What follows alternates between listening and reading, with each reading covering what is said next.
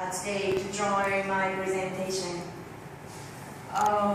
Well, my name is Rachel Helen. I come from Vietnam, and today I'm going to talk to you about the journey to a blissful and prosperous Vietnam. The purpose of our talk today is that I want to put you in a picture. Actually, I want to raise your consciousness about your responsibility. Because you are young generation, right? So I want to raise the consciousness of you all about what you have to do, what you have to take responsible for in front of your country.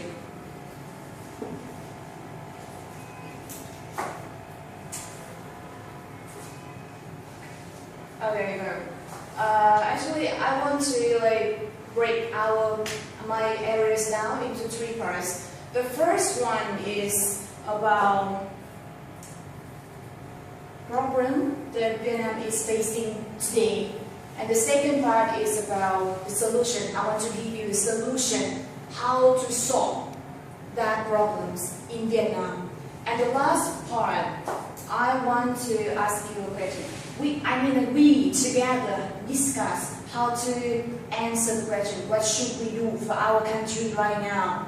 Okay, but first, I want to ask you, how many of you are here come from Vietnam? Almost all. Almost all. Come from? Where did you come from? Yes? Singapore. Singapore, okay. Thank you for coming in today. Okay. Another question I want to ask you today is that, have you ever wondered what should you do for your country? And have you ever wondered? Okay, me too. Actually, when I was 16, I started wondering that what is my dream? What should I do? Where I should start?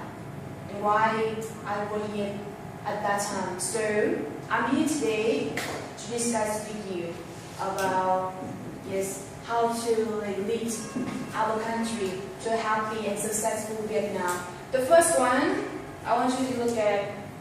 Oh, sorry. What is this?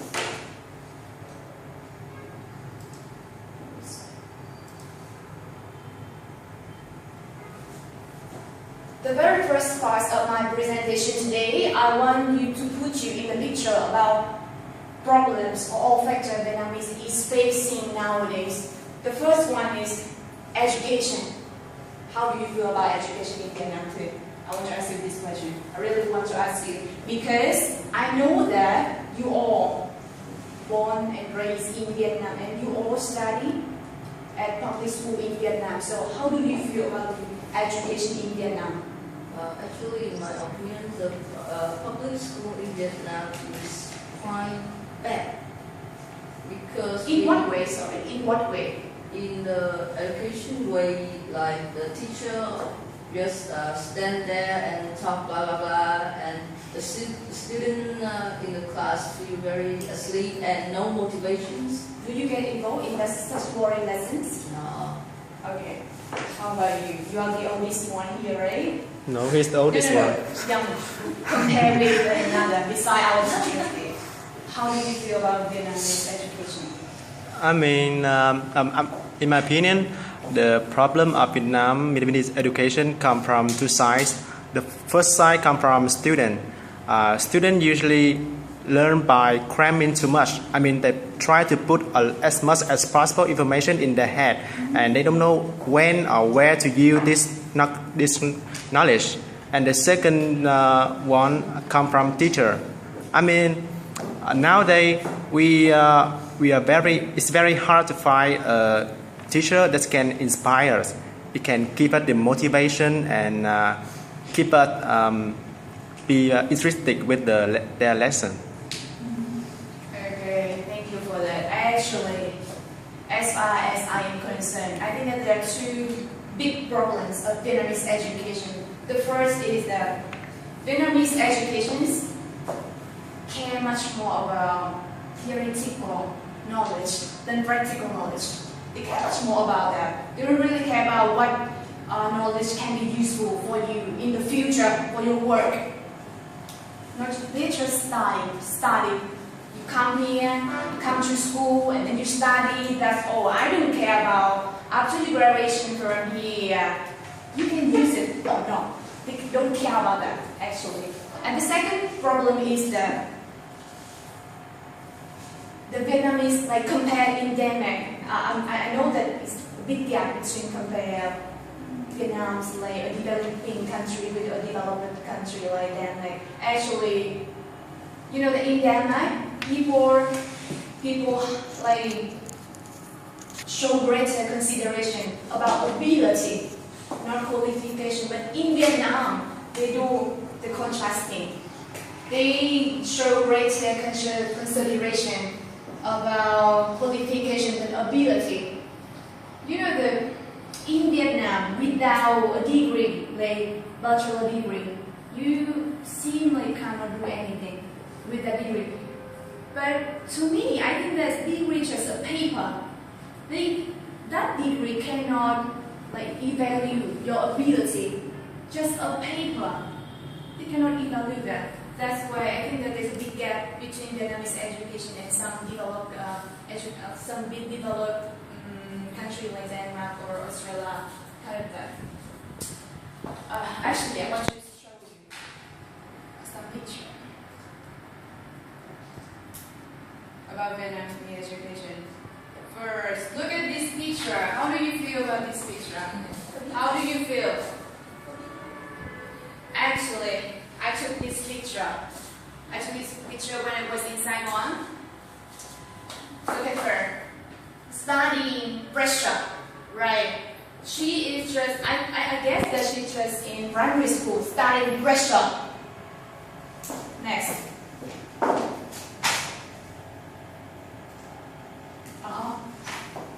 Have you ever care about this?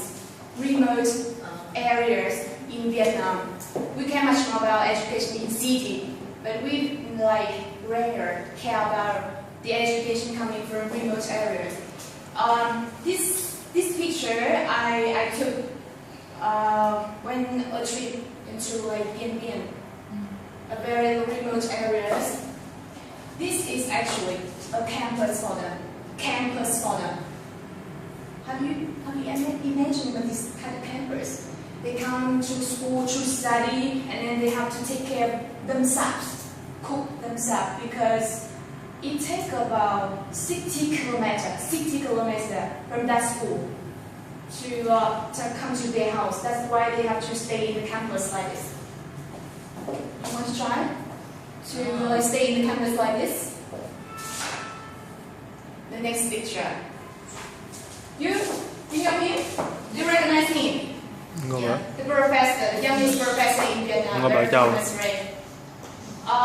Actually, in that trip, I went with him and some sponsor. So we come here to. Actually, we don't have enough ability and potentiality to give them kind of daily lesson. But actually, we just want to give them a chance to feel the way that education comes into them, like in the city. You look at the equipment. That is a problem, a remote area in Vietnam. Even that our government say that we contribute a lot of money, loads of money for remote area, but this is the fact in Vietnam. I don't know about how can the money come like this way. When I come here, I'm so surprised. This where they live. The children live to study just in primary school, 6 years old, 7 years old. I think that in countries, in city, the children in the same age, they cannot take care of themselves like with the remote area like this way. Okay. Next. Second problem I want to mention, I want to keep mentioning here is the natural resources and environment in Vietnam nowadays. How do you feel about natural resources and environment in Vietnam nowadays? Can you?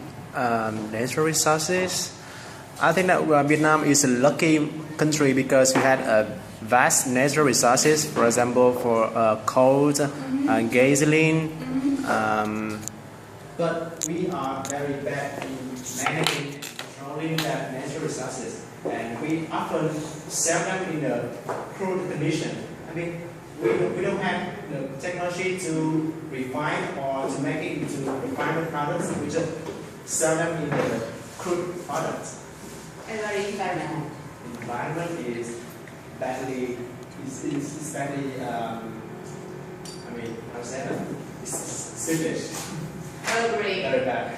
Right now, I want you all to see some picture that will illustrate. How about that? Polluted air, polluted water. What's happening in Vietnam? Polluted water, polluted air, and I think the pollution of noise. A lot of traffic in Vietnam. That's happening in Vietnam nowadays. I think that Vietnamese government are destroying, and Vietnamese people are also destroying our environment, even atmosphere. Here in Hanoi, you can feel that day by day. Next.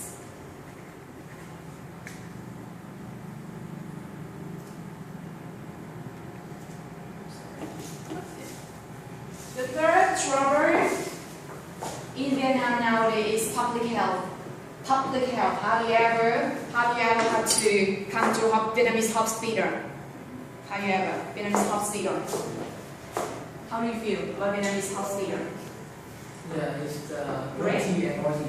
Noisy. Are you happy with the equipment and the attitude? It's like The attitude of no money, no treatment. yes, Also, exactly. Fast treatment. And about the condition in hospital, public hospital.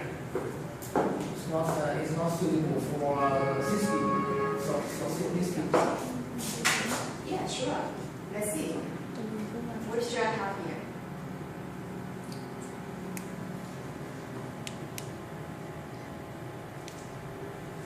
Actually, to me, public health in Vietnam are facing two problems. The first one is overloaded patients. You can see, even like our administrator of public health always say that we are trying my best, we try our best to put the very best condition for hospital, but actually this is what is happening. The equipment, look at this, equipment, condition, poor condition. And overloaded. Can you see that? Next. Next is transport. How do you feel about transport in Vietnam? Terrible. You also got stuck today, right? That's why you come late today. Right? Just so picture. This one is like similar to you, no, similar, just comment to Vietnamese people. This one, traffic jam, a nightmare to me when I travel. I know, a nightmare to me and also the tourists. When they come to Vietnam and ask me, oh my God, why don't you have a lot of motorbike? And people have to wear masks to protect lung cancer all the time. The last problem, I suppose, that Vietnam is facing nowadays is public security. Actually, public security, how do you feel about it in Vietnam? Good or not? Maybe good in some extent. I don't think it's good. To be honest, in the north of Vietnam, it's much more safer than the south of Vietnam. And I do really think that recently, the number of criminals is highly increasing. So, I don't know, but maybe like to control our police nowadays.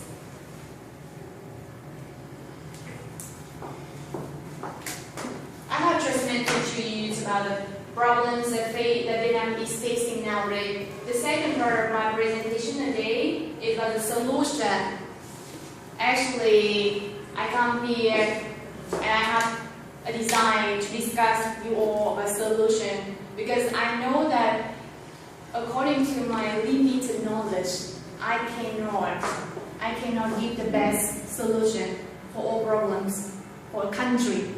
So we are the Vietnamese young generation. We come to discuss. I want to listen to your opinion. I think that first of all, we should, to improve the knowledge of young generations as students, so they can do better than us, and then gradually, to improve the society. But I don't know how, to be honest. Yes, me too. But actually, in my opinion, I think that to solve the problem that Vietnam is facing nowadays is must have combination or interaction between government and individual like us, But government also play a very important part in making decisions like control policy. You know that one of my friends, they're American, when she comes to Vietnam, she said, "Hey Rachel, did you see that no garbage here, but people just put a lot of garbage here?"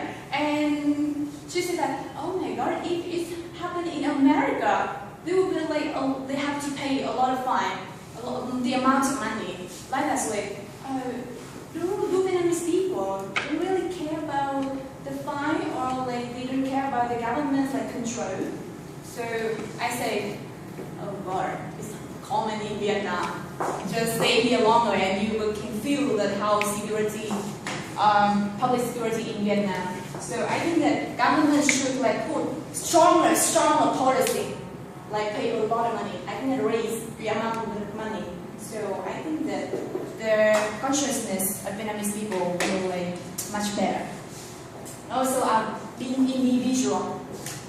The type of main kind of people, Vietnamese people, I want to emphasize on here is young. Because young people, we can change young people. We hardly. I think it's more difficult for us to change the older one, the eldest one, like my parents.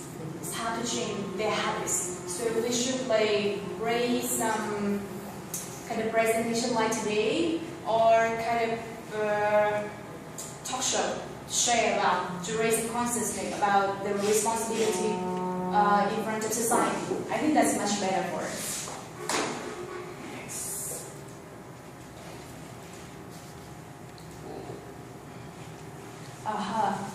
And the last part I want to, actually this is the most important part of my presentation today. I come here actually to raise your consciousness about about responsibility of you young Vietnamese people to our country.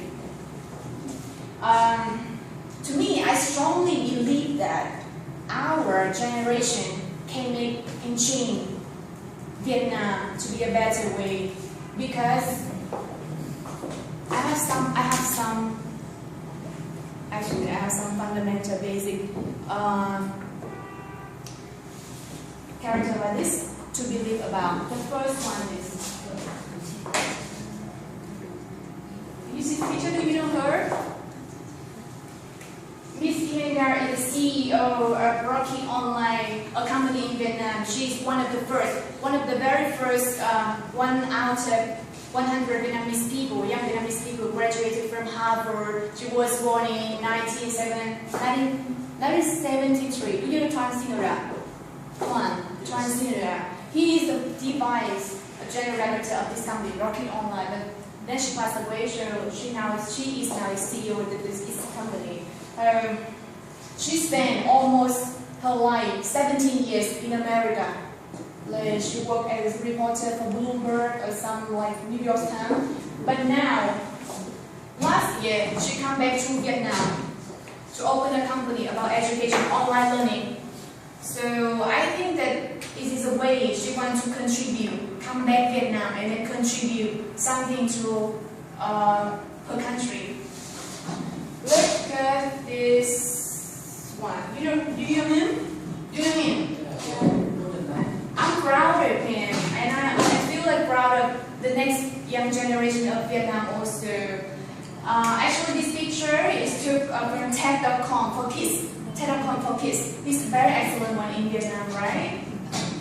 And this picture is a girl after she graduated from Amsterdam School. She got a full scholarship, 100% scholarship for Dartmouth University. It's one of Ivy League school in America. Very famous one. Oh, and this girl actually is not real too clear, but Minh Quế, you know Minh Quế? Last year, you care about the person who got 100% full scholarship coming from Harvard. The scholarship cost about $320,000 US. She got full scholarship and she was born in 1996. Yeah, right? Some of my friends, they are all in Ivy League. They are studying in Ivy League, got fully scholarship. And this girl